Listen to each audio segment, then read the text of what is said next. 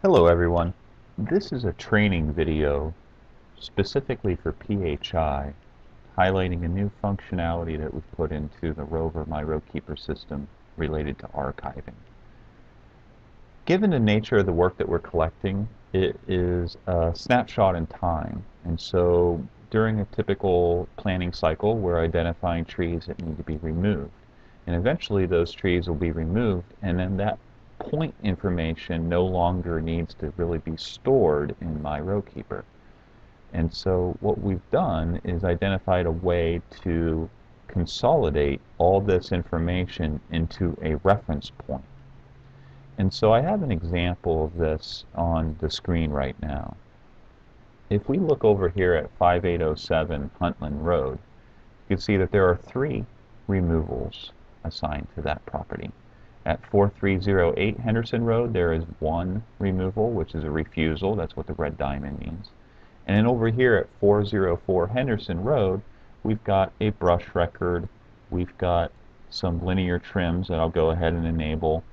And we've also got a couple removals, including 4 refusals and 1 approved removal.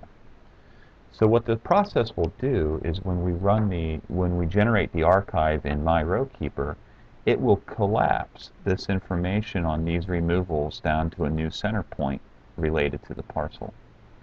And so I've already done this process and downloaded the information into a new layer in Rover called the archive layer. And if I click that on, you can see these orange points that appear. And so these orange points now represent that information summarized.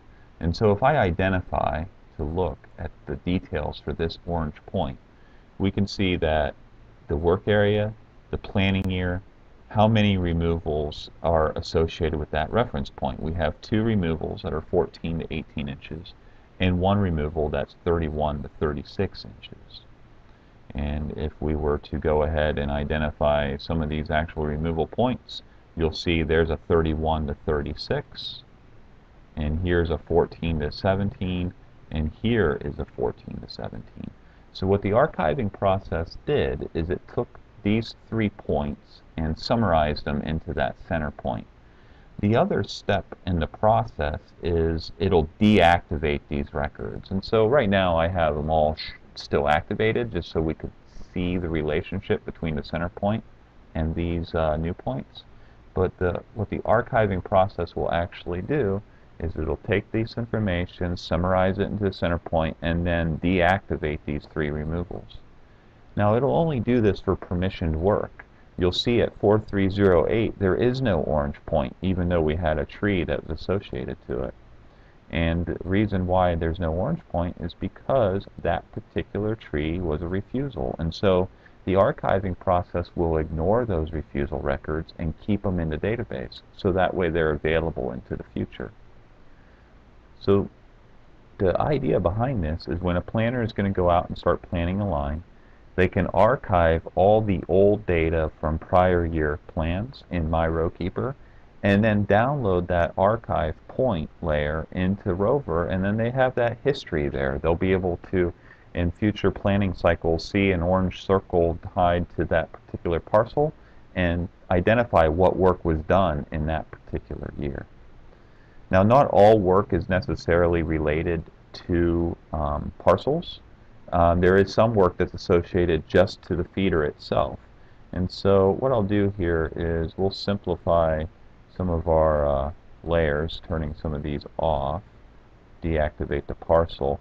And if I zoom out in Rover, eventually tied to the center of the utility corridor, you'll see this star shape. And this star shape is where we put all the summary of all the work that isn't tied to a parcel but is instead tied to the feeder.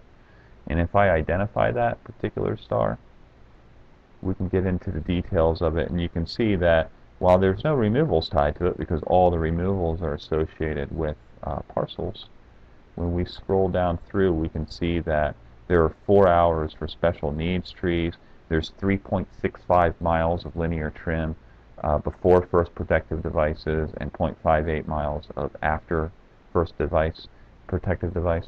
So The archiving process, there's two types of archive points. There's the parcel archive, where all work that's assigned to a parcel will get collapsed into, and then there's a feeder archive, where all work that's assigned to the feeder will get collapsed into. Now let's take a moment to talk about how this functionality works in my RowKeeper. So I'm going to minimize Rover, and I have this same area displayed in my RowKeeper right now, but I haven't done the archiving process yet. So we've got those three removals tied to this parcel, the one removal here tied to this one, and then a handful to this one over here. If I go to the Data Transfer menu and then click the Archives, the way that the archiving process works is I just choose the feeder that I want to archive, in this case 15074, and what year the plan actually happened for this particular feeder. And so that way, when I review these archive points in Rover, I'll know when this data is from. So this data, an example here, will say that this was planned in 2015. So when I click the Archive button, you'll see the spinning circle. And what my RowKeeper is doing right now is it's actually collapsing all those features into their new reference points. And when it's finished, it will prompt me that the archiving process has been completed. Okay, it's finished. So it says feeder was successfully archived. You can see that a new archive has been created for feeder 15074, planning year 2015. Justin Stratton is the user that created it, and this is the date it was created. And altogether there was 1,070 features that were archived.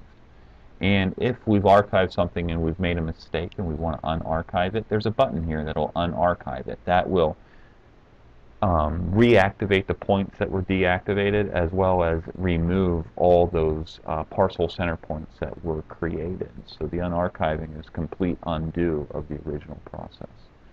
Let's take a look at what happens in our map now. So if I zoom in on an extent here, and we'll go over to our layers, and we'll turn on the archive layer, you can see what's happened.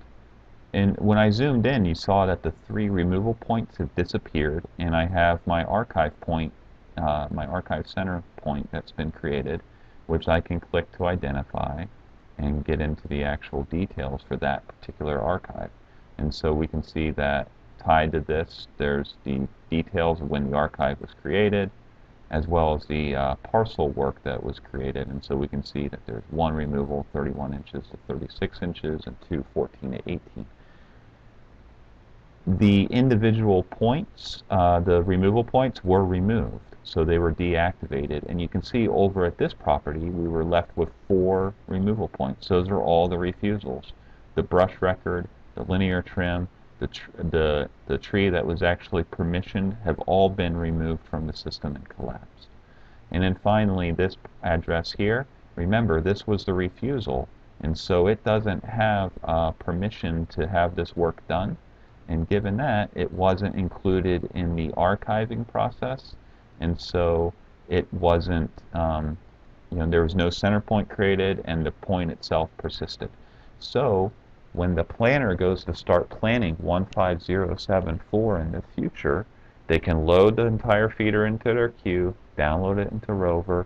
It'll have these archive points that can help them review what was identified in the past on a parcel by parcel basis. And all the refusals will also download and be present. So then the planner can revisit those properties and maybe acquire permission that next year, or have information with the with the homeowner and show them pictures of what the tree looked like in the past, because the pictures would also have downloaded. So this is a great tool to help our planners be a little bit more informed as they're planning the line again in the future. So that's a general walkthrough of the archiving process, and we're excited about it. Please share some feedback. If you have any questions, then ask your planning leads or reach out to myself, and I'll be happy to answer them. Thank you very much. Have a great day.